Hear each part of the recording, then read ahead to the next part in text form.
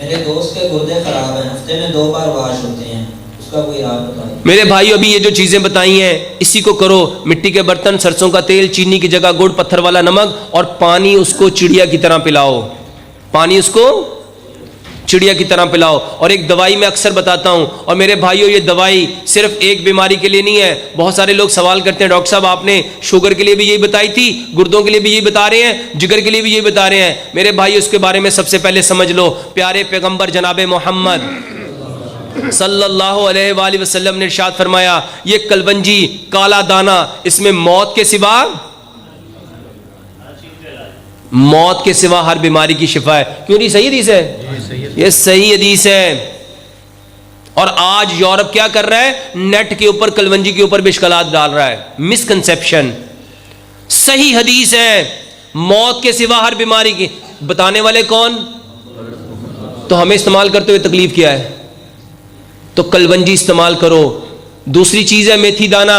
امام نے قیم اپنی زاد المعاد میں لکھتے ہیں میتھی دانے سے شفا حاصل کرو۔ اور آج کی ماڈرن میڈیکل سائنس میتھی دانے کو فینوگرک سیڈ کہتے ہیں۔ اس کے بارے میں میڈیکل سائنس بتاتی ہے ہیومن باڈی کے اندر جتنے ہارمونل انبیلنس ہوتے ہیں، اس کو بیلنس کرنے کی سب سے بہترین دوا میتھی دانہ ہے۔ میرے بھائیو 100 گرام میتھی دانہ لو، 100 گرام کلونجی لو، ان دونوں کو کوٹ لو، اور 1 گلاس پانی میں رات کو 1 چمچ کھانے والا بھگو کے رکھ دو، ساری رات بھیگا رہے۔ صبح اس میں 1 لیمن ملاؤ اور چولہے پہ رکھ کے اچھی طرح بوائل کر لو۔ ابالنے کے بعد اس میں 1 چمچ زیتون کا تیل ملاؤ، 1 چمچ اس میں شہد ملاؤ، اور چائے کی طرح اس کو پی لو خالی پیٹ۔ بہترین علاج ہے میرے بھائیوں، الحمدللہ ثم الحمدللہ۔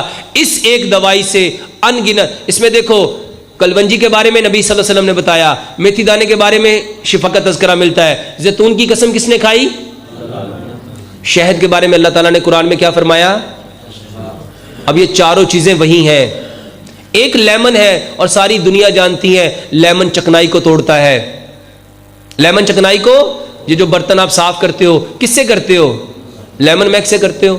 تو میرے بھائیو یہ 5 چیزیں، اور چھٹا اس میں پانی ہے۔ بتاؤ اس کا کوئی نقصان ہے؟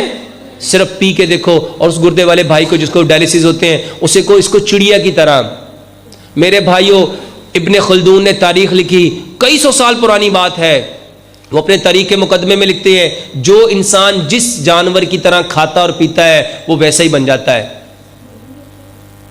ایک انسان چڑیا کی طرح پانی پیے تو اس کا بدن چڑیا کی طرح ہلکا پھلکا ہوگا، اور ایک انسان گائے کی طرح، بیل کی طرح، اونٹ کی طرح، زرافے کی طرح پانی پیے اس کا پیٹ ویسے ہی بڑا ہوگا۔ تمہیں پانی کیسے پینا چاہیے؟ پیارے پیغمبر جناب محمد صلی اللہ علیہ وسلم نے ارشاد فرمایا، پانی کو بیٹھ کے پیو، سیدھے ہاتھ سے پیو، 3 سانس میں پیو، پانی کو دیکھ کے پیو، اور پانی پینے سے پہلے بسم اللہ، اور پانی پینے کے بعد الحمدللہ۔ اور دوسری حدیث ہے پانی کے برتن میں سانس مت لو۔ ایک یہ طریقہ ہے، اور ایک میرا تجربہ ہے کہ پانی جب پی رہے ہو اس کو چھوٹے چھوٹے چڑیا کی طرح چھوٹے چھوٹے سپ لو۔ ایک سانس میں میرا کہنا ہے جو بندہ جتنے زیادہ گھونٹ بھرے گا میرے بھائیو وہ اتنا زیادہ اپنی زندگی کو سہل کر لے گا۔ اس کے بارے میں ایک طریقہ بتاتا ہوں۔ دیکھو بچہ جب دودھ پیتا ہے کیسے پیتا ہے؟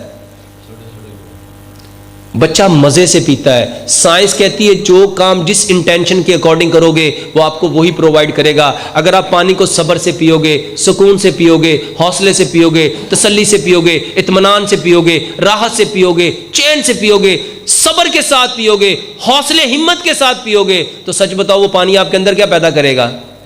یہی سب کچھ پیدا کرے گا۔ میرے